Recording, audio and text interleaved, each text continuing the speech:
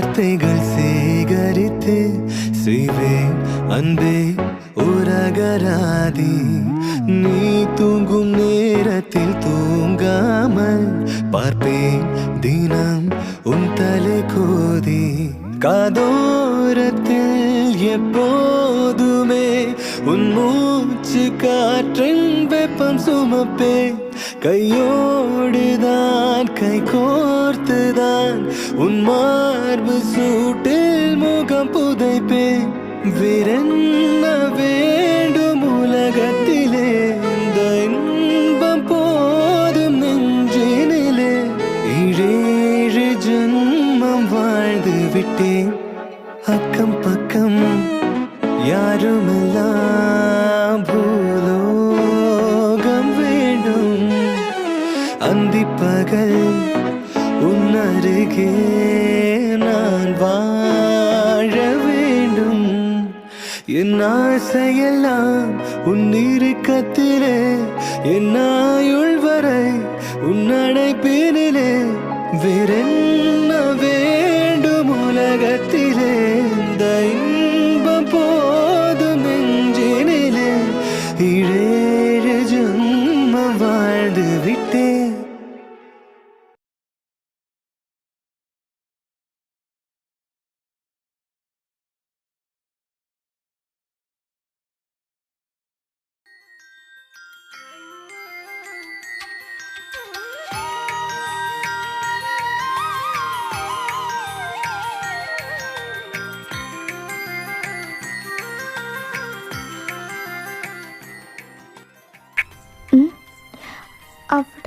അവിടെ ആരെങ്കിലും ഉണ്ടായിരുന്നോ?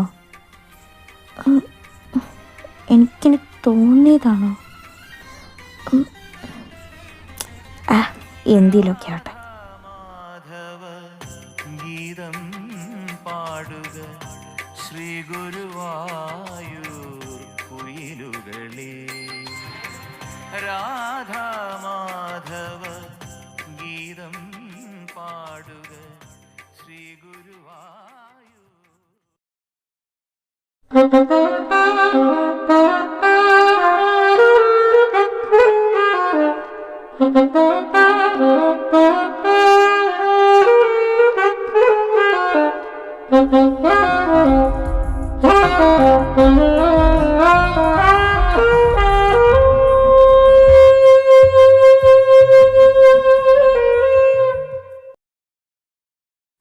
നന്ദേട്ടാ, നിങ്ങൾ എന്തോ കാണിക്കുന്നേ? അങ്ങോട്ട് ഉരുള്.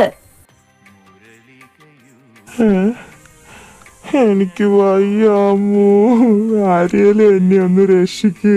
അയ്യോ, ഇതുവരെ കഴിഞ്ഞില്ലേ? എങ്ങനെ കഴിയാനാ? ഇങ്ങേർക്ക് മടിയാടാ. എത്ര എണ്ണമായി? ഒന്നും ആയില്ല, 16 തന്നെ കിടക്കുക. പാവം അമ്മ, അച്ഛൻ മടുത്തു കാണും. എന്നും പറഞ്ഞ് നേർച്ച നേർന്നത് ചെയ്തു തീർക്കണ്ടേ? എന്റെ അമ്മ അല്ലാതെ വേറെ ആരെങ്കിലും ഇങ്ങനെയൊക്കെ ചെയ്യോ? അതും ഈ കാലഘട്ടത്തില്. അല്ലെങ്കിലും നിന്നോട് ഇതൊക്കെ പറഞ്ഞിട്ട് ഒരു കാര്യവുമില്ല. ഇതൊക്കെ മനസ്സിലാവണമെങ്കിലേ കുറച്ച് ദൈവവിശ്വാസം വേണം. അല്ല, ഇതിപ്പോ എന്തിനാ ഈ നേർച്ച? അത് നിന്റെ കല്യാണം നടക്കാൻ. അയ്യോ. ഓ ഈ നന്ദേട്ടൻ.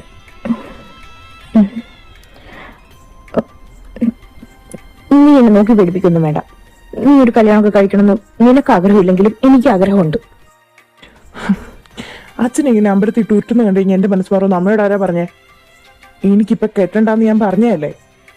എനിക്ക് കുറച്ചും കൂടി സമയം എന്താ? ഇനിയും സമയോ? നിനക്കിപ്പൊ തന്നെ 29 വയസ്സായി. ഇനി എപ്പോഴാ? എനിക്ക് എപ്പോ ഒരു ലൈഫ് പാർട്ട്ണർ വേണമെന്ന് തോന്നുന്നോ അപ്പൊ ഞാൻ അമ്മയോട് പറയാം. അപ്പൊ അച്ഛനെ കൊണ്ടുവന്ന് ഇങ്ങനെ ഉരുട്ടിയാ പോരെ? അയ്യടാ, അപ്പൊ നീ ഉരുണ്ടാ മതി, എന്നെ കൊണ്ടൊന്നും വയ്യ.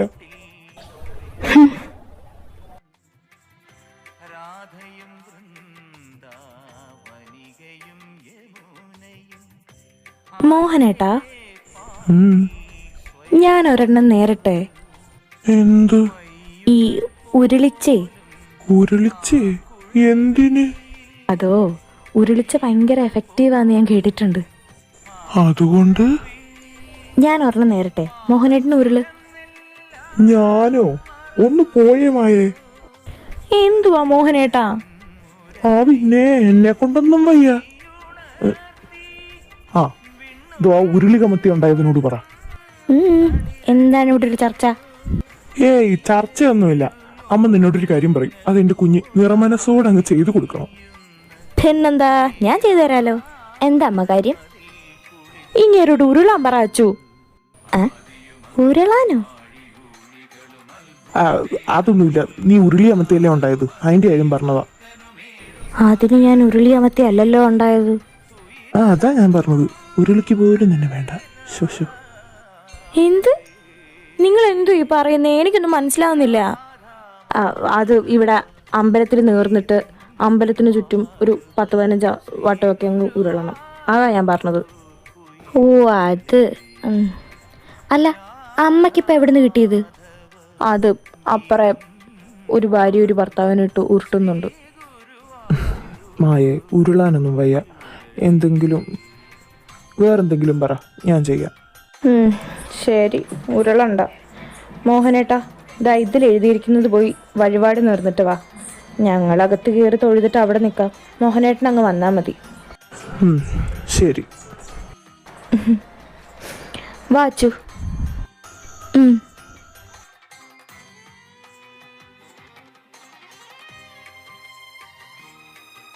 അമ്മ, അമ്പലത്തിൽ നിന്ന് പ്രസാദമൊന്നുമില്ലേ? വയറും വാടകയ്ക്കെടുത്ത് ഇറങ്ങിക്കോളും. മര്യാദയ്ക്ക് ഇന്ന് പ്രാർത്ഥിക്കാൻ നോക്ക്.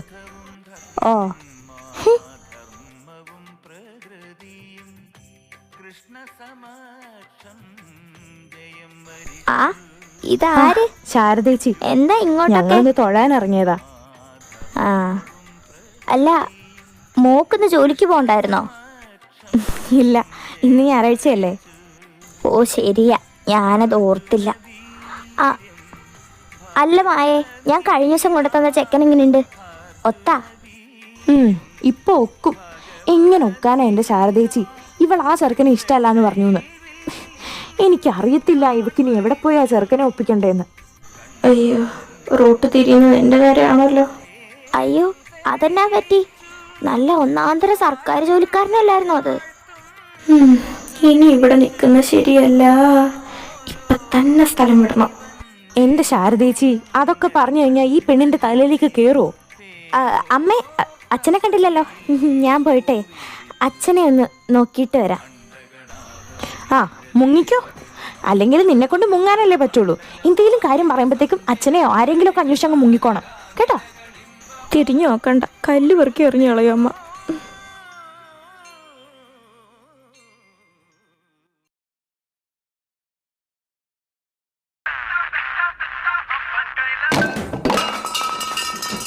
ஐயா, நான் முறைகிறேன். அது என் காசுல வாங்கினது தானே? இதோ இது என் காசுல வாங்கினது தான். பேகு கண்டிப்பா இது என் காசுல வாங்கியிருப்பீங்க. ஏய், நான் எல்லாத்தையும் தூக்கி போட்டுனேங்கிறேன், சும்மா கெத்தா முறைச்சுனேங்கிறேன். உங்க பணம் ஒரு 4 லட்சம் செலவாயிடுச்சு. 10 daysல கொடுத்துடும்.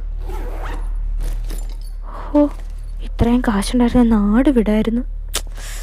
இதுதான் வேணா நாங்க இதுக்கு இவ்வளவு தூரம் வர போறோம். உங்களை ஜூம் போட்டு தேடினுக்கிறாரு. யார் மச்சி அது? அந்த டிசிபி பிரதாப் அவர்கிட்ட ஒரு வார்த்தை சொல்லியிருந்தா போதும், உங்களை 2 நாள்ல பிடிச்சி இந்த பொண்ணை எங்க கிட்ட தானே வந்து சேர்ந்திருக்கும். ஆனா நாங்க அதுக்கு வரல. ഓ, ഈ പെണ്ണവിടെ എന്തെടുക്കുവാ? ആരാ ബെല്ലടിക്കുന്നതെന്ന് ഇറങ്ങി നോക്കാനുള്ളതിന്. അച്ചോ, എണീറ്റ് ആരാ പുറത്ത് ബെല്ലടിക്കുന്നതെന്നൊന്ന് നോക്കിക്കേ. പുറത്താരാ? അതറിയാനല്ലേ ഞാൻ എണീറ്റ് നോക്കാൻ പറഞ്ഞേ. പോയി നോക്ക് പെണ്ണേ.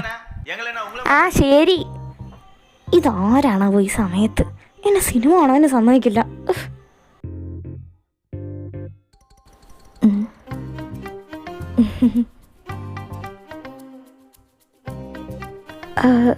ആരാ? മനസ്സിലായില്ല. മോക്ക് മനസ്സിലാവാൻ വഴിയില്ല. ഞാൻ മോളുടെ അച്ഛൻ്റെ വകയിലുള്ള ഒരു ബന്ധുവാ. ഞാനൊരു കാര്യം പറയാൻ വേണ്ടി വന്നതാ. ഓ, വാ, അകത്തേക്കിരിക്കാം. നിങ്ങളിരിക്കെ, ഞാൻ എന്തെങ്കിലും കുടിക്കാനെടുക്കാം. ശരി. ആരാ അച്ചു വന്നേ? അച്ഛൻ്റെ ഏതോ ബന്ധുവാണ്. എനിക്കറിയില്ല ആരാന്ന്. ബന്ധുവോ? ദൈവമേ, ഇത് നിന്റെ പെണ്ണാണോ വന്നേക്കുന്ന ആരെങ്കിലും ആണോ? ഒന്ന് പോയേമ്മ, പെണ്ണാണ വന്നവരൊന്നും അല്ല. അതെങ്ങനെ നിനക്കറിയാം? ഇനി പെണ്ണാണ വന്നത് തന്നെ ആണെങ്കിലോ? ഷോ, മോഹനേട്ടനാണെങ്കിൽ ഇവിടെ ഇല്ല താനും. ഒന്ന് പോയേമ്മ, പെണ്ണ് കാണലൊന്നും അല്ല. ഇനി എങ്ങാനും ആണെങ്കിലോ? ഒന്ന് നേരെ തന്നെ അച്ചു. ഷോ, ഓ, എന്ത് ചെയ്തിട്ടൊരു മേനയാവുന്നില്ലല്ലോടി. ഒന്ന് പോയേമ്മ, വെറുതെ ഡീമോട്ടിവേറ്റ് ചെയ്യാനായിട്ട്. അവർ പെണ്ണ് കാണാൻ വന്നൊന്നും ആയിരിക്കൂല. ഷോ, എനിക്ക് ടെൻഷൻ ആവുക. ഞാൻ ഒന്ന് പോയി ചോദിച്ചിട്ട് വരട്ടെ അവരെന്തിനാ വന്നതെന്ന്. ചെല്ല്. ദൈവമേ, ഇനി അമ്മ പറഞ്ഞാലും പെണ്ണോടെ പോലെ വന്നാണോ? ഒന്നും കേൾക്കുന്നില്ലല്ലോ. അല്ല, ചേട്ടനവിടെ? മോഹനേട്ടന് ഒരാവശ്യത്തിന് വേണ്ടി പുറത്തു വരെ പോയിരിക്കായിരുന്നു. അല്ല, നിങ്ങൾ വന്നതിൻ്റെ കാര്യം? ഓ, ആണോ? ഞങ്ങൾ വന്നത് വേറൊന്നുമല്ല, ഒരു കല്യാണത്തിന്റെ കാര്യം ഇങ്ങനെ പറയാൻ. ദൈവമേ, അമ്മ പറഞ്ഞ ശരിയാ. അയ്യോ, കല്യാണക്കാരൻ. ഈശ്വര, മതിൽ ചാടി ഇറങ്ങി ഓടിയാലോ? ഇതിലേതാണാവോ ഉൾപ്പെടി? ഉള്ളതെല്ലാം ഡിനോസറിന്റെ കൂടെ പഠിച്ചതുങ്ങളാണല്ലോ. ഇനി ഡിനോസറിന്റെ കൂടെ പഠിച്ചതിനെ കൂടെ എന്നെ കെട്ടിക്കോ? അയ്യേ, ഈ കിളവന്മാരോ? അമ്മ, അവരെന്തിനു വന്ന അമ്മ? അയ്യോ, എന്നെ കല്യാണം അലക്കാൻ വന്നാണോ? എൻ്റെ അമ്മ, എനിക്ക് പറ്റൂല കിളവന്മാരെ കെട്ടാൻ. എൻ്റെ അച്ചു, നീ സമാധാനപ്പെട്. അവരവരുടെ മോളുടെ കല്യാണം വിളിക്കാൻ വേണ്ടി വന്നതാ, അല്ലാതെ നിന്നെ കല്യാണം അലക്കാൻ വേണ്ടി വന്നതല്ല. അവരെന്നെ കല്യാണം അയക്കാൻ വന്നതല്ലേ? എനിക്കറിയായിരുന്നു. അതെ അതെ. ഇടിച്ചോണ്ട് നിൽക്കാതെ പോയി 2 നാരങ്ങ എടുത്തിട്ട് വാ. അവർക്ക് എന്തെങ്കിലും കുടിക്കാൻ കൊടുക്കണ്ടേ? ഞാൻ പോയി എടുത്തിട്ട് വരാം.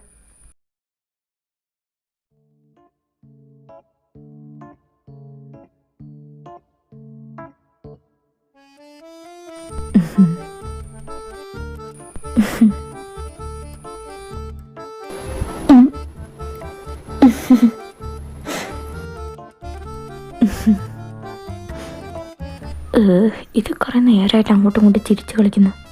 അമ്മ, ഇങ്ങനെ ചിരിച്ചുകൊണ്ടിരിക്കാതെ അവരോട് എന്തെങ്കിലുമൊക്കെ ചോദിക്കേ. ശരിയാ. ഇതൊക്കെ ഞാൻ പരിചയപ്പെടുത്താൻ മറന്നുപോയി. ഇതിന്റെ ഹസ്ബൻഡ്, അതെന്റെ അനിയൻ.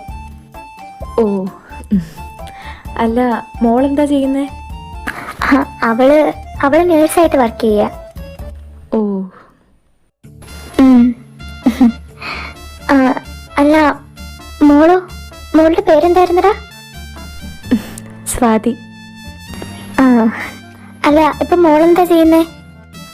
ഞാനിവിടെ ഒരു IT കമ്പനിയിൽ വർക്ക് ചെയ്യുക. ഓ, ഗവൺമെന്റ്? അല്ല, പ്രൈവറ്റ് കമ്പനിയാ. ഓ, അതെന്താ പ്രൈവറ്റ് കമ്പനി നോക്കിയേ? ഗവൺമെന്റ് ജോലി നോക്കായിരുന്നില്ലേ? അത് അങ്ങനെ കാരണമൊന്നുമില്ല, ചുമ്മാ. അല്ല, മോക്ക് എത്ര വയസ്സായി? അവക്ക് 24 വയസ്സുണ്ട്. 24 വയസ്സോ? 21ാമത്തെ വയസ്സിൽ പഠിത്തം കഴിഞ്ഞു. പിന്നെ 2 വർഷം വർക്ക് ചെയ്തു. അതെന്റെ ഇപ്പൊ കല്യാണം. എത്ര പുറകെ നടന്നിട്ടാന്നറിയോ പെണ്ണൊന്ന് സമ്മതിച്ചത്. ഓഹോ.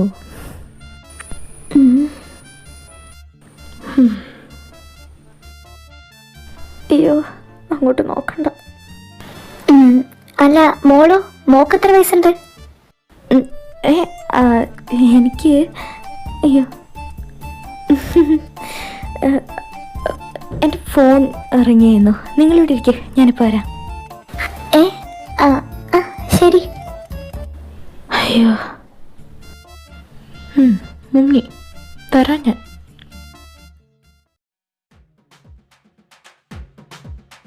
ഓ, ആ പെണ്ണുമ്പിള്ള എൻ്റെ കഞ്ഞിയിലിടാനുള്ള പാറ്റയായിട്ടാ വന്നതെന്ന് ഞാൻ അറിഞ്ഞില്ലല്ലോ. എൻ്റെ ദൈവമേ, ഇതൊക്കെ കേട്ട് പോരാടി ഇളകാതിരുന്നാൽ മതിയായിരുന്നു.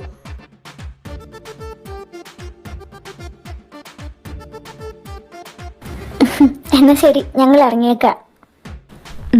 ശരി. ചേട്ടൻ വരുമ്പോ പറഞ്ഞാൽ മതി ഞങ്ങൾ വന്നിരുന്നു എന്ന്. ഞാൻ പറഞ്ഞേക്കാം. ഇന്ന് കണ്ട കൊല്ലും ഞാനുള്ള. അച്ചു, അയ്യോ അല്ല, ഇളകി ഇളകി എന്നെ ഇന്ന് കൊല്ലും. വന്നു വന്നു പോരാളി.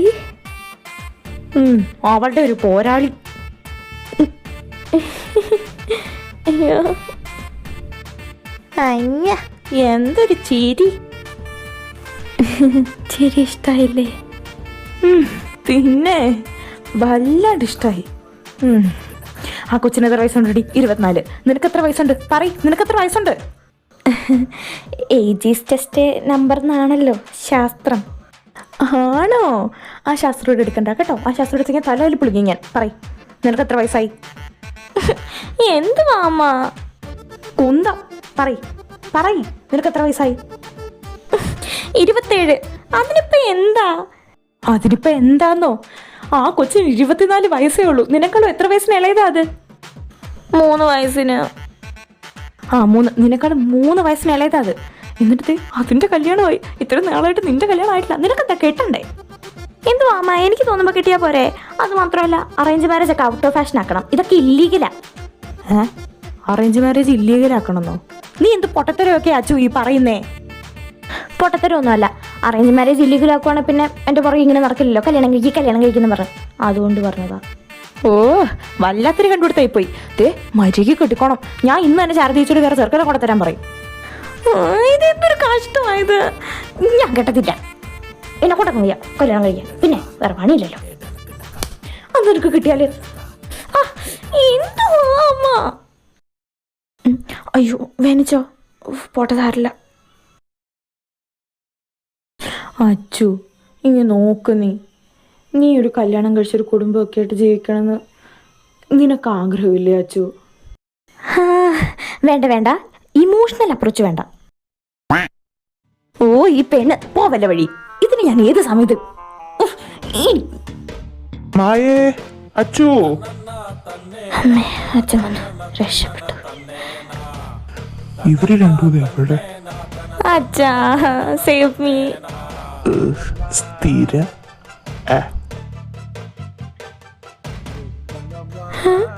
അതെന്തോ അത്? തന്തപ്പടി മുങ്ങി. ഇനി എന്തോ അമ്മ, എന്തിനാ ഇനി എന്നെ തല്ലുന്നേ? നീ എന്തിപ്പ വിളിച്ചേ? തന്തപ്പടിന്നോ? അല്ലമ്മ, തന്തബടി ബെടി. ഇനി ഇങ്ങനെ വിളിക്കണ്ട കേട്ടോ. ഇല്ലമ്മ, വിളിക്കൂല. നമ്മളെ തന്നെ തല്ലല്ലോ സംസാരിച്ചോണ്ടിരുന്നേ. കല്യാണം നീ കേട്ടുന്നില്ലേ അച്ചു? ഓ എന്റെ അമ്മ ഇത് മറന്നില്ലേ? ഞാനിങ്ങനെ മറക്കും. ദേ നിന്റെ മുക്കിൽ പല്ലു മുളച്ചു. ഇനി നിന്റെ കെട്ടിച്ചു വിട്ടിട്ട് ബാക്കി കാര്യമുള്ളൂ. അല്ല പിന്നെ അമ്മ പോണു. എന്നെ ഇവിടെ രക്ഷിക്കാൻ ആരുമില്ലേ?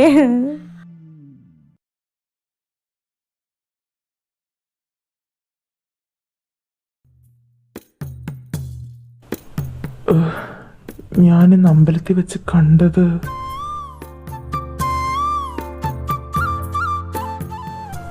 അത് അവളാണോ?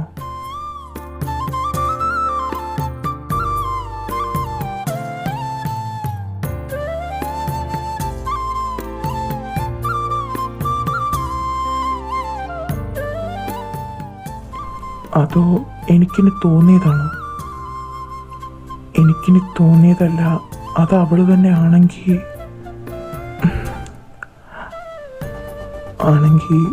നിന്നെ ഞാൻ ഇനി ആർക്കും വിട്ടുകൊടുക്കില്ലടി പെണ്ണെ.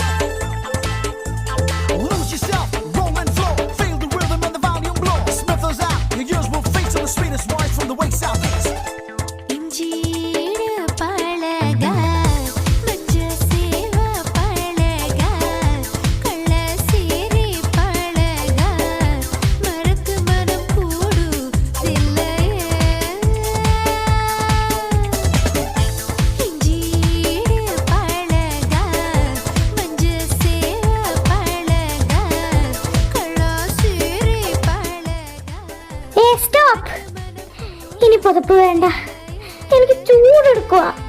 പോരത്തിന് എനിക്കാണെ ഒന്നും കാണുന്നുമില്ല, മൊത്തം ഇരുട്ടാന്നേ.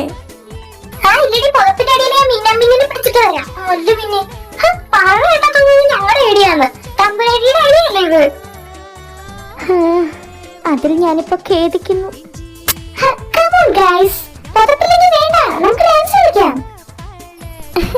ഓഫ് കോഴ്സ്, അതൊക്കെ പറയേണ്ട ആവശ്യമുണ്ടോ?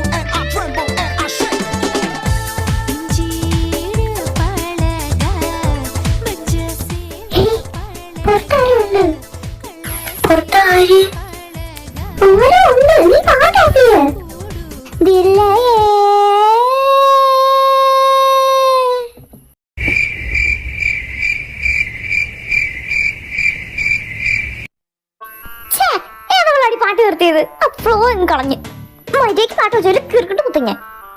ഓ നടന്നിട്ടുണ്ടെ പുറത്തതിന്റെ കുഞ്ഞമ്മേ പാട്ട് വെക്കടി, ഞാൻ കടിക്കും കേട്ടോ. ഓ ഇവിടെ സമ്മതിക്കാ വാങ്ങത്തി പിടിച്ചേ. രണ്ട് വാളിപ്പയലുകള് ഒന്ന് പോയപ്പ ഒരു 5 മിനിറ്റ് വാ തുറക്കരുത്, ഞാൻ ആരാന്നൊന്ന് നോക്കിക്കോട്ടെ പ്ലീസ്. ആരുടെ പുറത്ത് നാഗമില്ലയോ? നീ തുറക്ക്, എനിക്ക് പേടിയാ. ഇതൊരു ഹിടുമ്പായിരിക്കും, പുള്ളിക്കാർക്ക് ഇങ്ങനെ ബാധയൊക്കെയല്ലേ. തുറന്നു കൊടുക്കില്ലെങ്കിൽ തുറന്നു കൊടുക്കുന്ന ഒരാൾക്കൊക്കെ ആർക്കൊണ്ടിരിക്കും സാധനം. എന്തൊരൊച്ച പിള്ളേരിവിടെ, നീക്ക് എന്നെ പണ്ടിട്ടിരിക്കുന്നേ? ഇത് എന്താണ്? മലയാളവും തമിഴും. മലയാളം മാതൃഭാഷയോടുള്ള സ്നേഹമായിരിക്കും. തമിഴ് പിന്നെ കെട്ടിയും തമിഴനാണല്ലോ, അതുകൊണ്ടായിരിക്കും. ഞാൻ ചോദിച്ചില്ലേ എന്താണ് മാത്രം സൗണ്ട്? അത് ഹിടുമ്പി വെറുതെ ഇരുന്നപ്പോ ഒന്നുമില്ല.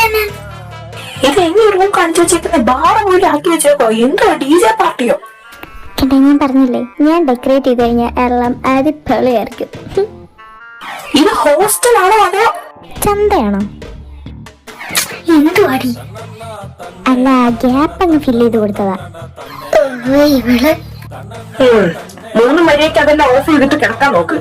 ഇനി ഈ റൂമിൽ എന്തെങ്കിലും ഒച്ച കേട്ട ആ ഇരിക്കുന്ന എല്ലാ സാധനവും പറമ്പി കിടക്കും. പുഞ്ചിട്ടിയാ? ഓ ഈ പെണ്ണുമ്പിള്ള സമ്മതിക്കൂല.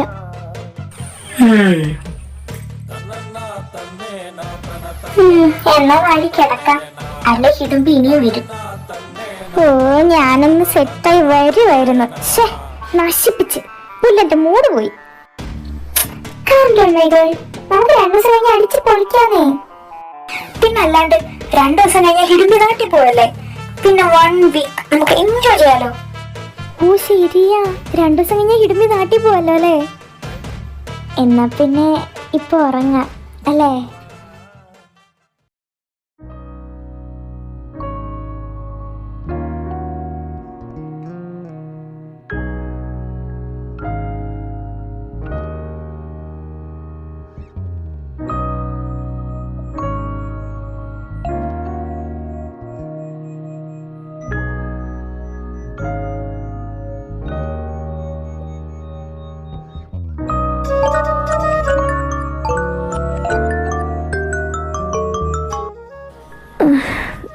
സമയം എന്തായി?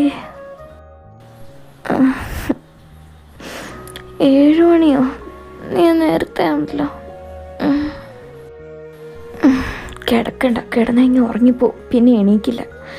ഇപ്പം തന്നെ ഒരുങ്ങിയിട്ട് ഓഫീസിൽ പോകാൻ നോക്കാം.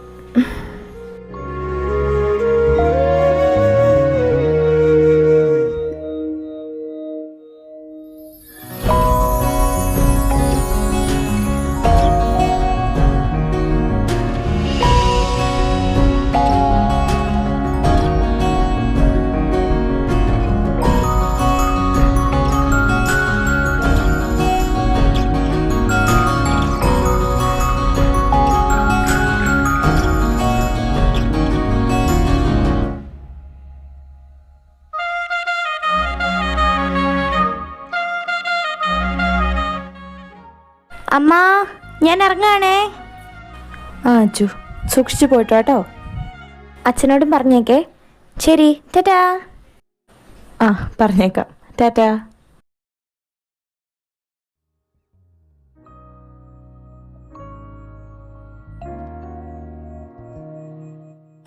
സിദ്ധു, പോലെ നിക്ക്. എന്താ അമ്മ? എടാ, നീ തിരിച്ചു വരുമ്പോ ഈ ലിസ്റ്റിലുള്ള സാധനം എല്ലാം ഒന്ന് വാങ്ങിച്ചിട്ട് വരണേ. അതെന്താ, നിങ്ങൾ രണ്ടൊന്നും പോകുന്നില്ലേ? ഇല്ലടാ, ഇവിടെ അടുത്തൊരു കല്യാണം ഉണ്ട്, അപ്പൊ അതിന് പോണം. നമ്മൾ പോയില്ലേ, മോശമല്ലേ? ശരി, ഞാൻ വരുമ്പോ വാങ്ങിച്ചിട്ട് വരാം. പിന്നെ ഒരു പുതിയ കൊച്ചിന്റെ ആലോചന വന്നിട്ടുണ്ട്, നമുക്ക് നോക്കിയാലോ? പിന്നെന്നാ, അമ്മയ്ക്ക് ബോറടിക്കുന്നവരെ അമ്മ നോക്കിക്കോ. സിദ്ധു, നിക്കേ.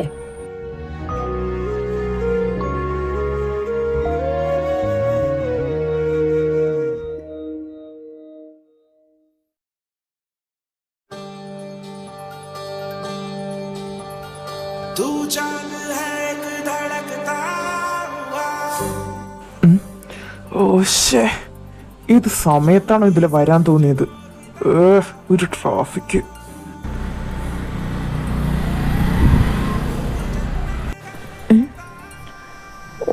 ട്രാഫിക്. എന്റെ മൂഡ് പോയി. സ്വാതി,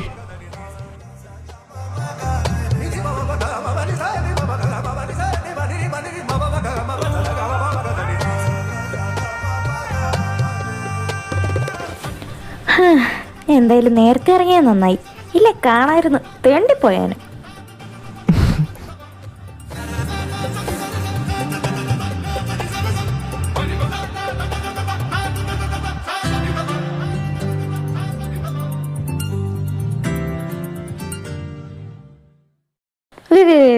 ആരും പോരുത്, എനിക്ക് കുറച്ച് സീരിയസ് കാര്യം പറയാനുണ്ട്. സ്റ്റോറിയായിട്ട് ബന്ധപ്പെടുന്ന ഒന്നുമല്ല, അതുകൊണ്ട് അങ്ങനെ ടെൻഷൻ അടിക്കണ്ട. ഇത് ഞാൻ ആക്ച്വലി പറയണോ വേണ്ടേ എന്ന് കുറച്ച് ആലോചിച്ചിരുന്നു. പക്ഷേ ആസ് ആൻ ആർമി പറഞ്ഞേക്കാം എന്ന് തന്നെ ഞാൻ വിചാരിച്ചു. കാരണം ഒരാളെങ്കിലും മാറ്റി ചിന്തിക്കാൻ വേണ്ടി തുടങ്ങിക്കഴിഞ്ഞാൽ അത് നല്ലതായിരിക്കുമല്ലോ. സോ ഞാൻ ലേറ്റസ്റ്റ് ആയിട്ടൊരു വീഡിയോ കണ്ടിരുന്നു. അതിൻ്റെ മെയിൻ ടോപ്പിക് എന്ന് പറയുന്നത്, നമ്മുടെ ആർമീസിൽ തന്നെ 2 ടൈപ്പ് ഓഫ് ആർമീസ് ഉണ്ട്. അതിലൊന്ന് ഷിപ്പേഴ്സും വേറൊന്ന് സോളോ സ്റ്റാൻസും ആണ്. അതിനെ ഡിപ്പെൻഡ് ചെയ്തിട്ടുള്ളൊരു വീഡിയോ ആണ് ഞാൻ കണ്ടിരുന്നത്.